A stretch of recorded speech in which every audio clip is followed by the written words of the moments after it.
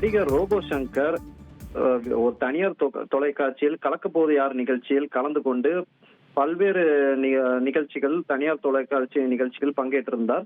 அதற்கு பிறகு இந்த பிரபலம் மூலமா அவருக்கு சினிமா வாய்ப்பு கிடைத்தது.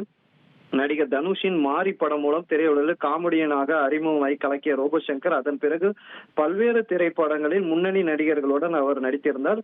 சின்ன திரை சீரியல் ஆகட்டும் சரி, அதே போல் பெரிய திரையிலும் அவர் கலக்கி கொண்டிருந்தார். கடந்த வருடம் அவருக்கு இந்த மஞ்சக்காமலை அவருக்கு படுக்கையாகி உடல்நிலை குறைந்த நிலையில் காணப்பட்டார். பிறகு அதுல இருந்து மீண்டும் பல படங்களில் அவர் நடிக்க தொடங்கியிருந்தார். இந்த நிலையில் சென்னையில் கௌதம் வாசுதேவன், தர்ஷன் நடிக்கும் காட்சிலா என்ற புதிய படத்தின் படப்பிடிப்பு தொடங்கியது.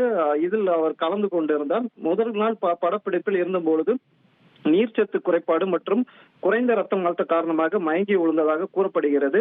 இதனை ஒட்டி அவர் சென்னை சாலிகிராமத்தில் உள்ள ஒரு தனியார் மருத்துவமனையில் முதலில் அனுமதிக்கப்பட்டிருந்தார். பிறகு அவருக்கு சிறுநீரக பிரச்சனை போன்ற பல்வேறு பாதிப்புகள் இருந்தாலும் அவர் உடனடியாக துறைப்பாக்கத்தில் உள்ள தனியார் மருத்துவமனையில் அங்கே மாற்றப்பட்டு அங்கே சிகிச்சை பெற்று வந்திருந்தார். ஐசியூவில் வைக்கப்பட்டு அவருக்கு தீவிர சிகிச்சை அளிக்கப்பட்டிருந்தது. தொடர்ந்து மருத்துவ கண்காணிப்பில் இருந்த அவர் இன்று உடல் சிகிச்சை பலனின்றி காலமானார் என்று அதிகாரப்பூர்வமாக அறிவிக்கப்பட்டிருக்கிறது. அவருக்கு வயது 46 என தெரிவிக்கப்பட்டிருக்கிறது. இனி செல்லும் இடமெல்லாம் செய்தி. தந்தி டிவியின் வாட்ஸ்அப் சேனலை ஃபாலோ பண்ணினா செல்ல இருக்கும் இடமெல்லாம் செய்தி.